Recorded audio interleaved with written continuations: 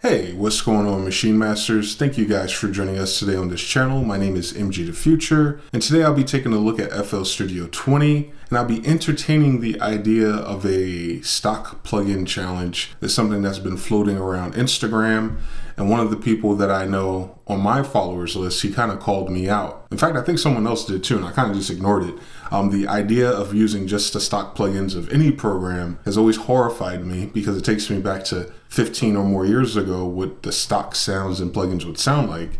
And you would never ever on a good day want to do that. However, technology has come a very long way. DSP usage and just these different programs having better programmers and access to creatives has made that less daunting. And today will probably be the first time I try to do something like that because I've always had a third-party answer to anything that would happen natively in a DAW, especially FL Studio, which has had the worst reputation for stock plugins for a long time, but I sense that has changed. So I want to try this challenge by taking you through some of my thought processes of what I would want to do in terms of where I would go for sounds, processing, things like that. Really light, really simple, but maybe learn something about these plugins as I go. So for this kind of beat, I'm definitely gonna do something trap oriented, or modern, I should say. And I want to start with drums. FL has a lot of options for that. We got FPC, which is more like acoustic drums or band in the box type stuff. You got something called just bass drum, which is interesting. And maybe that's something we could start with. Let's see what that sounds like. Interesting. Hard clap.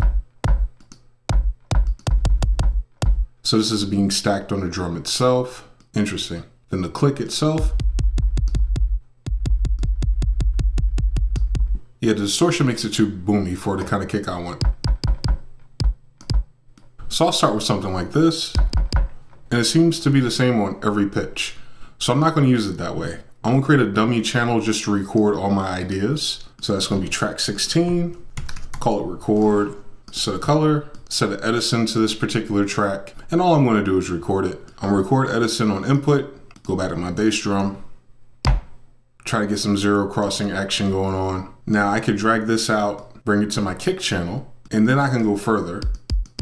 I can normalize it. And then of course I could clip it, which is what all the cool kids are doing. So I'm gonna boost, kind of square it a little bit. Let's change the attack on it. Let's have it cut itself. If I multiply it towards the right, it's a little bit more exaggerated. To the left, it shrinks. So something I like.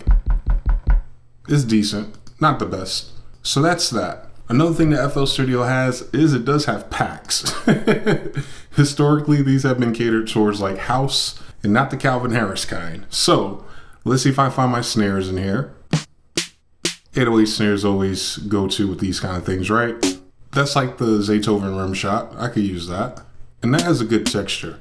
It sounds like it would layer on top of the 808 snare. So let's work on that pattern.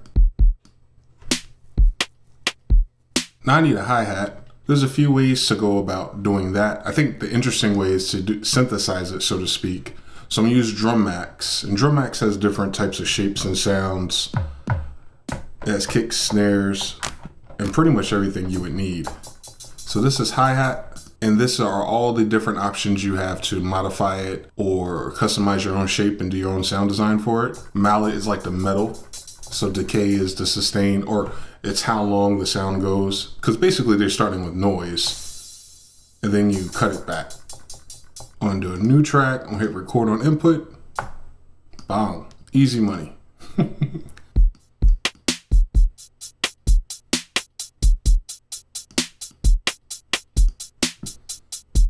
And maybe I can high pass it.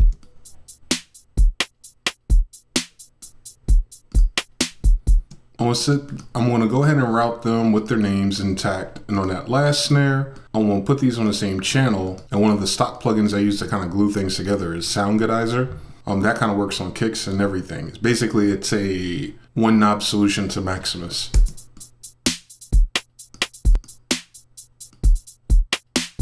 And it has 4 different colors or shapes, so to speak, and you just drive it.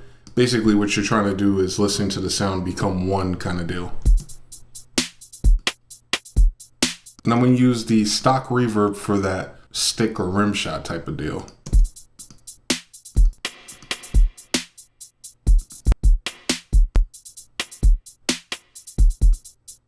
And then I'm just going to use the on mixer EQ. Pretty much, I'm going to high pass everything but that kick, and then I'm going to low pass that kick to make it sound less EDM electronic. And maybe I'll add reverb to my main snare as well.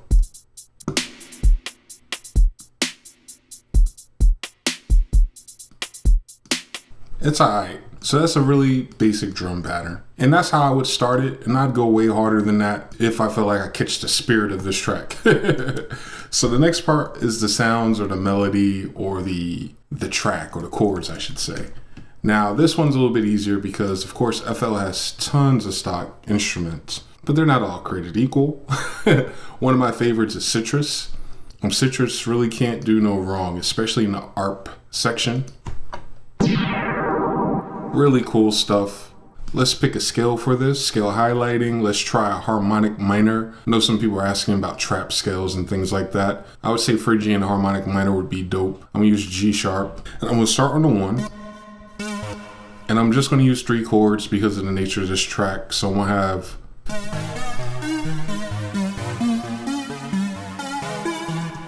let's drop this down 1. And let's take these root notes. Let's drop them down an octave as well. Let's select them all, bring them up 1.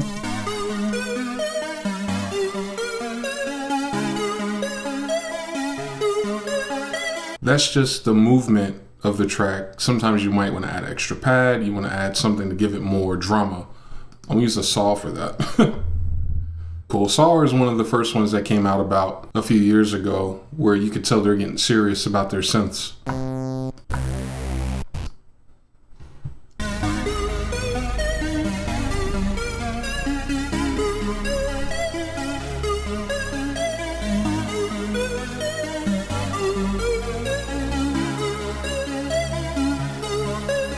And let's do one more, something that's a little bit brighter, more pluckier or so. Harmless could do it.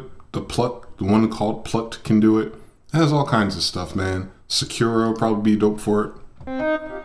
Now my version of FL is not the highest end, so a lot of these are demos. So I gotta work as fast as possible. So I'm gonna start with that kind of fake guitar sound, and I'm gonna trace my chords. I'll move them up an octave, and then I'm gonna change the timing of them. Like instead of them dropping with the chord, have them kind of be like this call and response type of deal.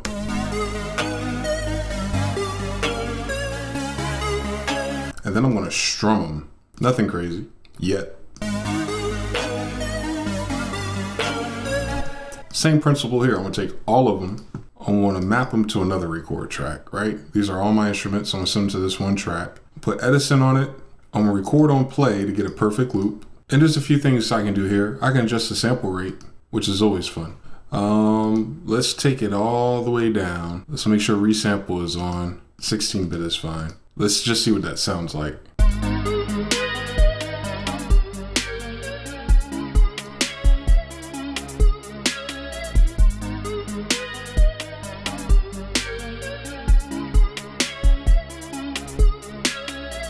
I'm gonna send it to the mixer as its own thing. And of course, I'm gonna high pass it like it's a sample. I'm treating it like it's a sample instead of having it naked and bright and digital like those synths are. Then I'm gonna sidechain it with my kick. This is my kick track. I'm gonna add the peak controller.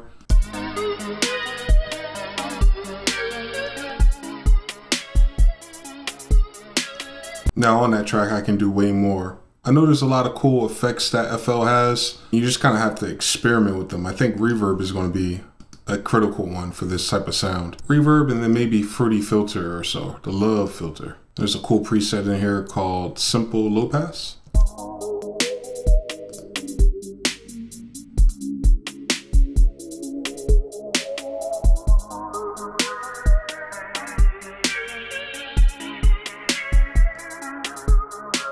Now the only thing I'm really missing then is a bass line. And I could take this chord track and trace it with a sub or an 808 of the sort. And then open up something for sub, which would be 3 oscillators, 3 osc. Real simple. I'm gonna turn the volume up on the far right of both. And you just get this pure subtone.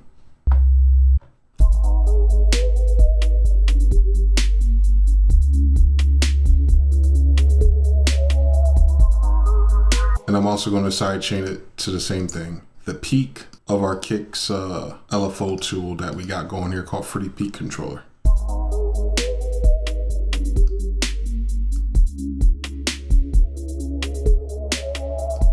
Now I need something consistent that's not being filtered or low pass or sounding light. I'm gonna get a real sound that just moves with everything else that's the forward sound. So right now I got the backward sound, I got the drums, I got the low end, but I don't have like a hook or something that's in front. So what do we have that would be useful? Morphine, I've never used this. Vox maybe? Same story here. And let's chop this one up. I'm gonna try it on even beats like that, how it is in the default.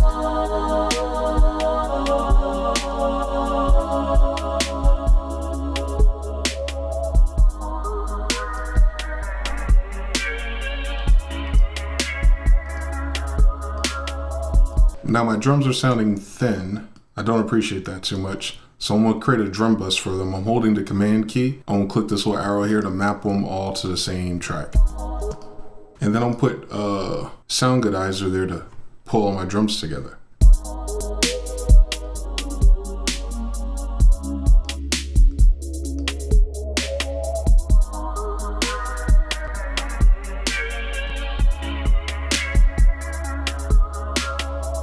Cool. And one last thing is like a melody line, something else, another default sound. Harmless, have we used that before?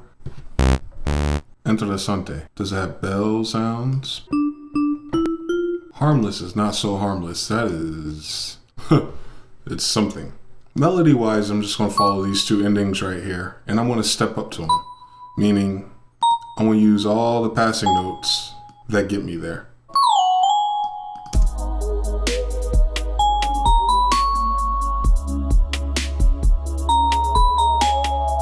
All right, and let's send this to its own mixer track. See if we have some type of effect that would make it sound less of that.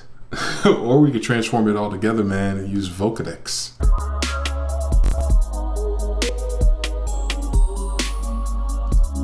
Interesting reverb effect. And then lastly, on the master bus, you got all kinds of stuff you can use. I'm gonna replace Limiter with Maximus. A lot of people like Maximus for mastering. I've never used it for such. I'm just aware of it. Let's see what the presets look like. Fancy mastering, clean master. What is that about?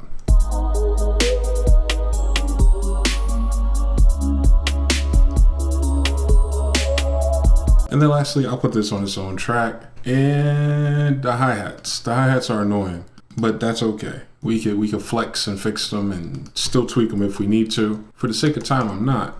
I'm just going to drop them in and out because that's all that needs to happen on this type of track.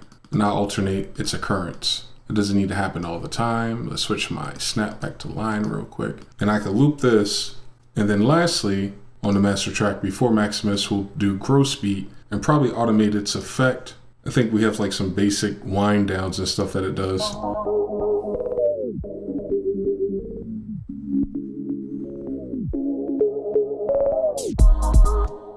Cool.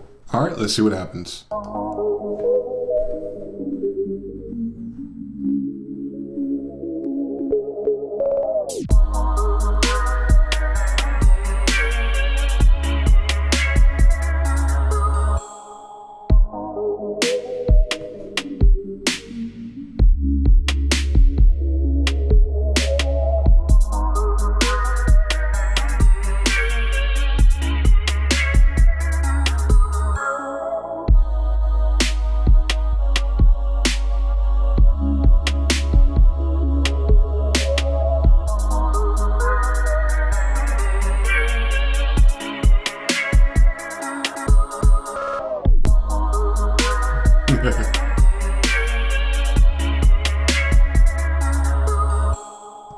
Yeah, man. That's what I got for the stock plugin challenge, or whatever they're calling it, and that's using FL Studio 20 for Mac. If anything, what I've learned from this is that I will not be rushing to stock plugins anytime soon. However, that is not to say that these plugins are not capable of creating some very interesting results, if not really good results, if you spend more time with them. And of course, most of these presets are created in the context of being starting points for further effect and modulation and design of your own genius if you're inclined to make your own sounds. Me, I am in certain contexts, but I'm more of like a pick a preset and go kind of guy.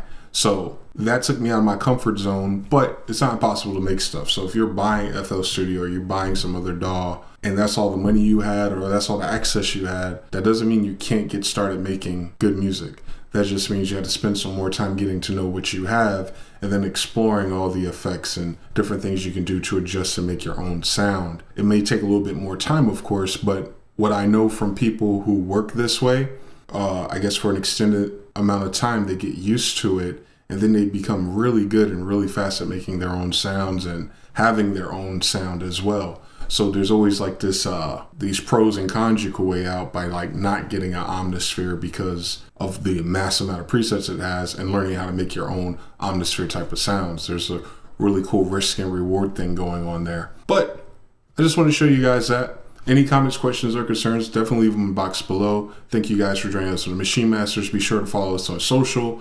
I'm at MGTheFuture on Twitter and Instagram. Follow at Maschine Masters as well. Until next time, guys, peace.